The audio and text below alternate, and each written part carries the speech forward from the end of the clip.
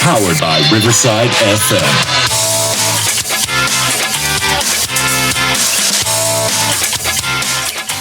All right, so before we go any further in the show, I want to bring on a very special guest. This interview is going to be part of the Dawg Talk Interview series. Originally, we planned to use that series for people who are covering the Browns. But I think what I want to do is I want to expand this a little bit and also include super fans and personalities that live, breathe, and bleed orange and brown, because obviously those guys are dogs too. So Absolutely. Guys and girls. So with that, let's welcome Browns Superfan and friend of the show, Brownstronaut. Oh, man. How are you? Good, Thanks for joining us. Good. Very good. This is the most excited I've been in a few weeks now, but, we're here. Is it safe to say that Burning River Sportscast gets you more excited than the Browns? Yes. Yeah. Comfortably. That's coming from a super fan. I feel good right now. Yeah. I feel good. A lot less expensive to Yeah. But no, before we get into football, I understand that you just recently have gone through a huge life event. Can you tell everybody the big news? Yeah. So October 13th, 3 minutes till kickoff, I had my first child, got a daughter on the way. Thinking her name's Delilah, but I'm thinking D-Dog. D-Dog's a solid nickname for her. I like it. A bit of jersey mixed up. So, yeah, she saved me from the Eagles game. And then, Sunday I just focused on her about halftime, See, awesome. There you go. Congratulations. Yeah, she's been sweet. So you've had a daughter just over a week, and it's already paying dividends. Yeah. Oh, 100%. Yeah. So, no, I mean, like I said, you are a Browns super fan, and you kind of built this persona, this Brownstronaut persona. Can you tell us your story and how you became Brownstronaut? Yeah, so honestly, pretty simple. I used to, or actually went up to Halloween one year. The year before I got my season tickets, this was the year before the Odell trade. Dressed as an astronaut, I had the full, I had the helmet, I had the suit. And first time show that helmet a little bit. I want to see for sure. So I got the Brownstronaut on there. Fan gave me this Space Brown sticker. Got the QR code there. So it's a little decked out. I'll do lights for the night game, and it's you can't see anything through it, which is awesome. So you're constantly I'm ripping this up and just peeking through. But yeah, so had the outfit the day before. I just kind of was cleaning out the closet, made the decision like, hey, I'm going to wear this. This will be fun. It's all orange, let's rock it. And then just the feedback was awesome between fans, kids, everyone was loving it. Everyone was taking pictures. So I started out super gluing patches, which cost me about $100 that game in lost patches. So, I was working on a jean jacket, so I had a bunch of patches left over. So put the suit on, build it. And it's just kind of grown from there, just meeting awesome people and, just getting into, the super fan persona has just been awesome. There's a lot of cool people in the space. Yeah, and so I mean, obviously, I've seen you at games. I've seen you on the jumbotron. Tell us a little bit about that. Like, how'd you manage to get on the jumbotron? Like, obviously, around the stadium, they'll probably pan to you occasionally, but I'm talking. This was like for promotional videos that they put on at the beginning of the game to get everybody pumped up. How'd you make it onto one of those? Yeah, it was definitely cool. So my main two places I tailgate is normally the start of Muni Lot there with all the big SUVs and, buses and West 6, which, rest in peace to them. But so they normally before the Browns are up there just looking for people to stick out, people to get fired up, and just, again, right place, right time. A couple of the camera guys know me from just previous photos and, videos along the line. So a few adult beverages in, I was pretty fired up and, beat on my chest a little bit, beat on my head, and, made it on the Jumbotron. Nice. I like that. Just a Browns fan being a Browns fan and That's it, man. And out there doing his thing. So, no, that's awesome. And, where does one find an orange astronaut costume? Dude, yeah, you say it like it's a normal thing. I thought they were white. It's Google. I mean, you can find this exact helmet, the outfit. I mean, it's just, just customizing and personalizing and finding those patches from different companies, different people have reached out to me and sent me some, or, like Ilthy. I followed Ilthy for forever now. I got their patch on here and, they reached out, shot me some patches and stickers and just little care packages here and there. So just representing the people that I like, and That's awesome. Well, I can get a patch for you if you'd like. I'll shoot it my way, dude. Absolutely. But no, I think it's just really cool, and it, I like that your story it was just so organic. It was just, I had this laying around. I decided to do it. I thought coming into this, just to be honest with you, I'm like, well, the space, the whatever, the space that NASA has like a thing downtown. So I'm like, is this tied to NASA? Like, was he working with NASA? Maybe you're a real astronaut. Nope. I tell everybody I am, though. Nice. Everybody that asked me, yes, I just got back from the moon twice. I've been twice. It's been a good time. I actually always salute, leave a muni lot. I always give a nice salute to the research center right there. Nice. Kind of. That's just awesome. And I mean, with that mustache you're rocking right now, you look kind of like an astronaut. It looks official. It's straight out of the 60s. Yeah, it's sick. Yeah. But no, that's awesome that, like I said, it was just a Browns fan being a Browns fan. But being that you just became a father, I know you said, I'm not sure if we mentioned it on air yet. I know we talked about it a little bit off air. You weren't at the game this past week. You were at home helping take care of baby, which is good on you. You didn't miss a lot. It was pretty awful. I was there. It wasn't that much fun. It was sort of confusing most of the game. But I want to ask you, like, specifically on Nick Chubb's return, how did that make you feel being at home watching it and seeing a guy that we've all been waiting for come back? I mean, just his return in general is just awesome. I mean, he brings so much to the team. He's such a class act, on and off the field. He's just a guy that puts his head down. He's starting to open up a little more, which is cool with his new article out. And he just seems to be, I don't want to say a full leadership role, but just opening up and letting people in. He's been through, 2 different knee injuries, and I think it's changed him, and it, just got him ready for the season and mentally right, which is just awesome. It's sad our O-line is where it's at. I mean, they played a little better Sunday, but he's the guy to get it done. He's the guy to bring the energy, and if anyone's going to do it, I'm hoping he's comeback player of the year, honestly. Absolutely. That would be great. And kind of on the flip side of things, Deshaun Watson, since he's been here, really has kind of divided this fan base as far as feelings towards him. And obviously he went down. We've since it really had just got confirmed. Everybody kind of knew it was a ruptured Achilles when it happened, just from the video. And so what are your thoughts around that? I mean, obviously there was some things that happened when he went down. There were some fans cheering. Mixed reactions. What are your thoughts about all that? Yeah, I mean, it's like you said, the fan base is it's torn in half. I mean, you have the people that, are rooting for him and has vouched for him, for on and off the field stuff, his play, different accusations, when someone's on your team like that, you're always going to try to support them, and, the back of our heads, is he a good guy? Is he a bad guy? And I think a lot of that cheering is kind of where that stemmed from. Hopefully just putting that kind of in the past. I think everybody was just lingering on us, all the money, all the picks, the off the field stuff, and just, I mean, we're always going to root for our guys. I think, for my seats are in the 500s. I'm row 2, but if something happened to him and I've been feeling this type of way, and I'm not saying this is how I do feel, but I'm going to cheer for change.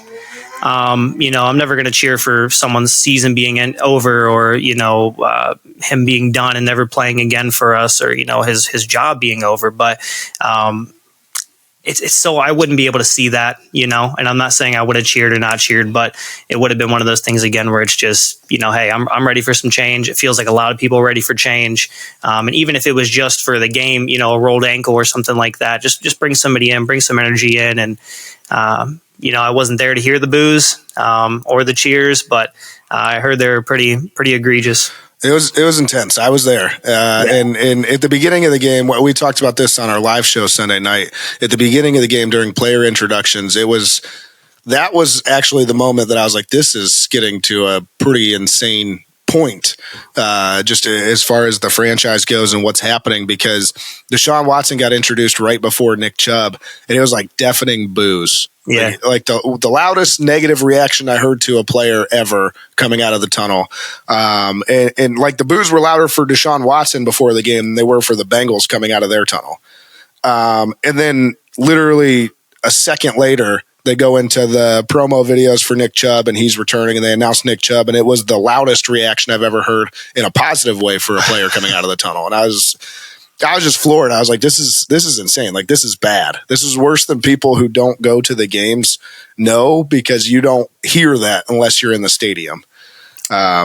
Yeah, I think it's clearly, though, there was a lot of pent-up frustration, I think, just with fans that wanted to see a quarterback change made. I mean, I think that's a lot of it. I think fans were more so cheering for the fact that we had an opportunity for change, not necessarily. Yeah. I'm sure there were probably some vicious people in there that were just happy to see him hurt. But I think a lot of it probably, the mixed reaction was people were excited for an opportunity to see somebody else run that offense.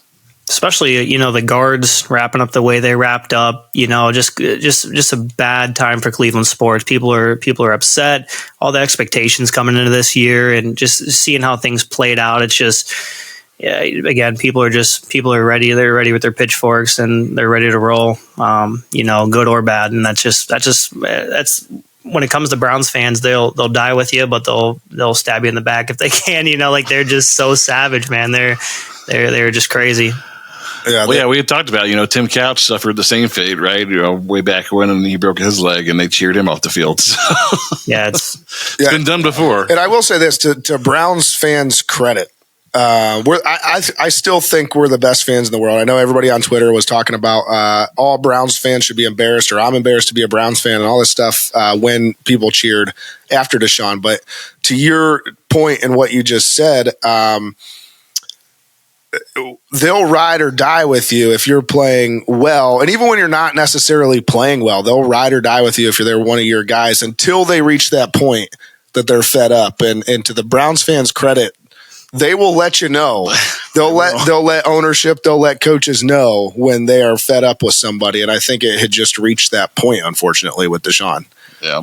So, but with these two developments, where do you think this season is heading from here? So I mean, just looking at next week with the Baltimore game,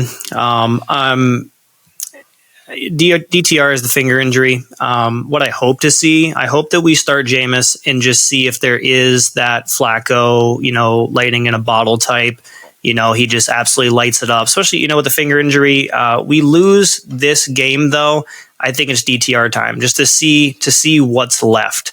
I don't know if, there's rumors about trading Winston and, even other players. I don't know if you guys are going to touch on that, but I think they're going to sell, a few pieces and rack up those picks, which I don't blame them. I mean, this is going to hurt the organization for years to come, with this Deshaun contract, money and picks and all that stuff. So I see them grabbing as many assets as they can. I'm hoping we keep, the Miles and the Ward and the Chubb and the, even Corey Bajorquez, he's a baller, but just hoping we keep those core pieces, man, and sell off what we have and start this restart. Yeah, I will say little silver lining. The Browns do have insurance against Deshaun Watson injury, so that was something that they were able to recoup a little bit, or they're going to be able to recoup. Looking forward a little bit, obviously you kind of alluded to the fact that it probably looks like the Browns are in stockpile mode for draft picks here. Do you have any early inclinations on anybody you'd like to see in orange and brown, and Ashton Genty, Shadur Sanders, Keon Ward, anybody in particular? Not particular. I think they're going to end up trading down and getting more picks. But O-line. Obviously we have to figure out the QB situation, but, using or losing our O-line coach was huge. I don't know if it's the discipline or if it's just the skill set of, who's coaching now. It just seems that they worked harder for him and, they just got it done. This year just looks completely different. So, O-line, and of course they're going to grab a QB. They have to. Absolutely. And score prediction for this week, since that's right around the corner. Come on, I'm not ready to hurt yet. Let me go. I'll go 13-24 Ravens. Okay. Yeah, I like that you're not afraid to pick the Browns to lose, because we've finally gotten to the point this, like, We try and be optimistic as much as possible. We've gotten to the point where we're like, they're not a good football team. We've been on the air for 3 years, right? So we kind of started this podcast while the Browns were playing relatively well. Mm-hmm. And we've finally hit that point now where we're back to kind of the old Browns. Yeah. We're starting to see people go, all right, I can't just pick the Browns to win every week. Yeah. My hope is just destroyed. I mean, we got to be realistic and, swallow our pride and, just figure out what we got to do. I'm hoping Winston goes up there and, throws, 3-4 touchdowns and, a couple 100 yards and probably an interception with it, but we'll see, man. These guys got to catch the ball. We got to stop with all these penalties and putting ourselves in bad situations. I mean, there's so much more to, just swapping out a quarterback. Everyone, thinks that, one guy's going to be the difference. There's a ton of lingering issues. So, I think Winston gets the start. And then if we lose, hopefully it's DTR and just seeing what's there. You know what I mean? He needs time. The day after my wedding, I went to the Ravens game. That was the only home game we lost last year. I worked for months to get the wife to go to that game the night after our wedding, and family was there, and it was just miserable. So I like the kid. She was like, "This is why I don't listen to you." Yeah. Oh yeah, her family's across the stadium. Give me this. I'm like, yeah, I mean, I was also there, to kind of go against that for the Hall of Fame game. Here at Canton, and we were ready to leave at halftime, and I was like, just see what's going to happen. He gets out there, and just the energy was completely different. It seems that he, even for being how young he is, he seems like a good leader. It seems like the team wants to go around him. I love the rushing ability, and I think he just needs time. I mean, it's not going to hurt if we're 1-7 and we lose Sunday. Just to give him some time, man. It's funny you brought up the Hall of Fame game, because that was one of the things I remember. One of my takeaways from that game was maturity level in simple things. Right, it was on handoffs where he would finish kind of you take off and run like you still had the ball, going through with your fakes and things. Like those are things you don't often see a rookie on day one have, and I felt like he just showed a very high level of maturity out the gate, because he was doing all the little things. When a guy fumbled near the goal line, picked him up, and was like, "Hey, I got you." So I think you're right. I think there's some untapped potential there. I mean, I'm interested to see what happens with DTR, sure. But obviously we probably need to figure out sooner rather than later so that we know what we're doing in the draft. Yeah, and we have to see. That's just I'm not thinking that he's the solution to everything based off what we've seen, or even statistics. But he has that grit. He has that rushing ability. The team seems to be around him enough. So you just have to see. If we land a Purdy, awesome. If not, we see what we have here. Yeah. So let's switch gears a little bit here. I want to switch from present to future. And one of the things that's come out around this, I've seen the meme, the best meme that came out for this is it lists all the problems that the Browns are having right now, and it's the Flex Seal thing, and Jimmy Haslam slaps a $2.4 billion stadium on it. So, what are your thoughts about the stadium and the fact that they have announced that they want to move forward with this decision to move to Brook Park? Do you like the move? Do you not like the move? You probably have a little bit different perspective than most, because you're in that warm and cozy astronaut suit. So, the weather doesn't affect you as much. So just want to hear what you think. So, I mean, so many pros and cons. Let's talk about week 1 or 2 when it's 90 degrees and I'm in this sweatsuit. I mean, a dome evens it out. Winter's awesome, but when it comes to the move, I mean, ultimately there's a billionaire that has billions of money and loves to spend it. He's going to get a dome. He wants to have his hand in everything, parking, events. I mean, outside of Brown stuff, he wants to have, he just wants to grow, man. That's what they're all about. Losing Muni Lot and, losing that breeze off the lake, the flyovers, that's going to be such a heartbreak for me. And more importantly, if I had a chance to talk to Haslam, you can't price out the average fans. That's going to be such a big thing. I mean, you watch the Yankees game, and there's open seats. People can't even afford to go, and he can't do that. I hope he doesn't. I mean, even though what my season tickets are, they keep going up. the team seems like it's in a rebuild. Hopefully get a discount next year. But that's what worries me the most. If I had one chance to tell them, hey, don't price this out. Don't make $80 parking. Don't rack these tickets up to $4,000 for the year. I mean, it's hard for me to have someone come to the Baltimore game with me Sunday. So just think about the fans. Yeah, absolutely. Yeah, I think that's my biggest fear as well. I agree. Just average fans being priced out because they're going to increase the prices, but it's got to be something palatable. Yeah. Yeah, and not that this makes you feel any better because you're still losing the Muni lot at the end of the day, but the Muni lot was part of the redevelopment of the lakefront plans. So the rumor was even if they stayed on the lake, the Muni lot was actually going to get absorbed by those plans and be gone anyways. Nice. So, I mean, not that it makes you feel better, but we were all losing the Muni lot anyways. So it just kind of, to me, that portion of it was just kind of, it's going to suck regardless. Yeah. I just wonder, how, quote unquote corporate it will get. I mean, look at West 6 getting shut down and, Pumpkinhead's had that going for 10, 15 years, you know what I mean? And they're already, the police are shutting that down. And, Muni lot is truly savage. I mean, you can get away and do a lot of crazy things there. So I think, under Haslam security, whatever, his name is going to be on everything. So I just worry they're going to really lock it down and not give us that wild freedom that we love as Browns fans. Although maybe this paves the way for Brownstronaut tailgate. I mean, that's the goal, man. That's the goal. Well, I was going to say, I actually think with the new stadium, I think kind of the route that I envision this taking, and I don't have any, this isn't like I've heard things or anything. I don't know anybody, but what I see them doing is actually making one of the closer lots to the stadium the quote unquote Muni lot. It's going to have to be, yeah. Yeah, and they're going to make that happen and invite people like yourself, like the Muni lot Browns backers, invite those groups in, and then maybe give West 6 tailgate, give them their own parking lot on the other side of the stadium or whatever it is to do their own thing. Because I know the size of theirs, it's hard to have that in the Muni lot itself. So, Are you talking about being involved in the community and asking community leaders for input? Because that sounds crazy talk.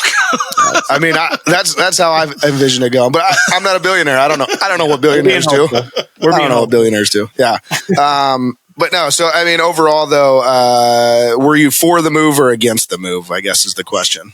I'm excited to see something new. Especially, I mean, this is rebuild time. Unless we land something crazy and, we can help Miles and Chubb and, Ward, these guys finishing up their careers and, do something cool for them. But I think it's rebuild time. A dome, the older I get, feels pretty cool. Just entering, something that can host a Super Bowl, something that can host, giant concerts and, not have to worry about weather. I mean, I'm still split, but if I had to make a decision, it's time for something new. Well, and you've got a young daughter now, so I was gonna say, think about how easy it'll be to go to Taylor Swift. Yeah, D-Dog will want to go see Taylor Swift, and if she's going to a Browns game in December, she's going to want it to be inside. So, no, listen. One final question for you that I have. We had Pumpkinhead on last week talking about the West 6 tailgate getting shut down. Obviously, another Browns super fan. We're working on getting that back. I mean, I think Burning River Sportscast personally might bring back the West 6 tailgate. We might make it happen, but no, we're working on getting that reinstated, and hopefully he's able to continue tailgating later this season. But again, another Browns super fan. You're a Browns super fan. Do you guys have like a Browns super fan convention where you all meet up in costume and like hang out and like do cool things? The bone lady. Yeah. They need to get us Macho Fan, get us all together. It would be awesome, especially with the new plans, it'd be sweet to have us up front and, people can come take pictures and, maybe do some donation work and, things along that line would be awesome. But no, I mean, Gus himself, he's been awesome. I bounce back between there and Muni lot, depending on the weather. So, it'd be nice to get us all together and get things rocking. It'd be like the Browns Avengers. Yeah. Yeah, I like that. We got Brownstronaut, and I don't know how you fit that into Avengers, but yeah, let's try. It's a mouthful. You know, No. Listen, Brownstronaut, Mr. Knott, it's been incredible having you on. We really appreciate your time. We hope to have you on again in the future, just to talk some more, talk updates for the Browns, maybe when the stadium comes or before it comes. There we go. Look, this is just a real chill guy. Like, I feel like we should all hang out now. Yeah. So, I'm at a camp, man. Yeah, come kick it. I'm right here. I'm right here by the Hall of Fame. So come say what's up. Someday we won't have to call you Brownstronaut. We'll be on like a name basis. Like, yeah. Don't. Not now though. Mr. Knott works for now, but I got a mustache. I deserve a Mister. You know. Yeah. With that stash, you definitely deserve the Mister. But no, again, great having you on. Really appreciate it. And we'll talk again soon. Thank you, Ronnie. Thank you, Kenny. Appreciate it. I'm Brownstronaut. You're listening to Burning Rivers Sportscast. Go Browns.